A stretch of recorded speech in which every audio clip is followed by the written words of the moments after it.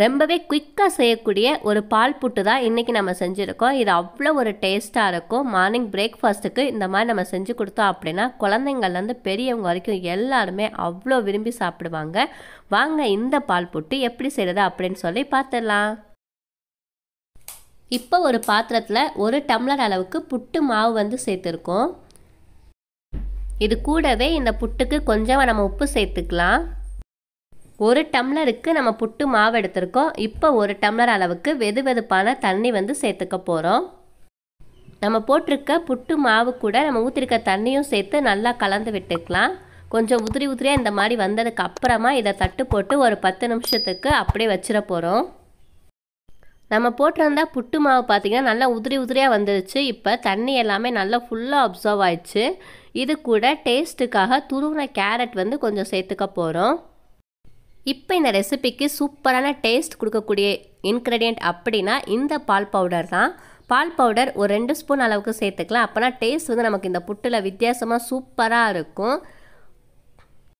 கூடவே நம்மளோட இனிப்புக்கு தேவையான அளவுக்கு சீனி வந்து சேர்த்துக்கலாம்.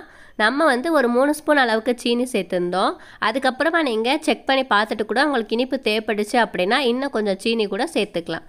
இப்போ இது எல்லாத்தையும் நல்லா மிக்ஸ் பண்ணி விட்டுக்கணும். நம்ம ரெடி பண்ணி வச்சுருக்க இந்த புட்டு மாவை நம்ம என்ன பண்ண போகிறோம் அப்படின்னா இட்லி பாத்திரத்தில் வச்சு ஒரு 10 நிமிஷத்துக்கு வேக விட்டு எடுக்க போகிறோம். அதுக்காக ஒரு இட்லி பாத்திரத்தில் துணி வச்சுட்டு அதில் நம்ம ரெடி பண்ணி வச்சுருக்க புட்டு மாவு எல்லாத்தையும் ஃபுல்லாக சேர்த்தாச்சு.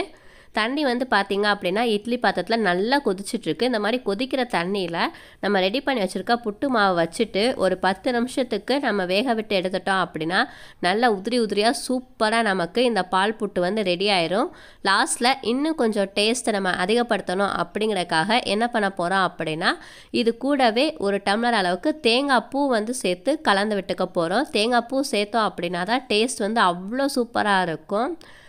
ரொம்பவே சிம்பிளாக குயிக்காக அதே சமயத்தில் டேஸ்ட்டான ஒரு பால் புட்டு வந்து நம்ம செஞ்சு முடிச்சாச்சு. மார்னிங் பிரேக்ஃபாஸ்ட்டுக்கு நம்ம மாவெல்லாம் இல்லை சட்னி வைக்கிறதா அப்படின்னு சொல்லி கவலைப்பட்டுருக்க நேரத்தில் இந்த மாதிரி செஞ்சு கொடுத்துட்டோம் அப்படின்னா வீட்டில் இருக்க குழந்தையிலேருந்து பெரியவங்க வரைக்கும் எல்லாருமே ரொம்ப விரும்பி சாப்பிடுவாங்க. கண்டிப்பாக நீங்களும் இதே மாதிரி செஞ்சு பார்த்துட்டு எப்படி இருந்துச்சு அப்படின்னு சொல்லி உங்கள் ஃபீட்பேக்கை கமெண்ட் செக்ஷனில் கமெண்ட் பண்ணுங்கள். இந்த வீடியோ உங்களுக்கு யூஸ்ஃபுல்லாக இருந்துச்சுன்னா லைக் பண்ணிக்கோங்க. நீங்கள் இன்னும் நம்ம சேனல் ஜோஸ் ஹோமை சப்ஸ்கிரைப் பண்ணல அப்படின்னா சப்ஸ்கிரைப் பண்ணிக்கோங்க. டாட்டா.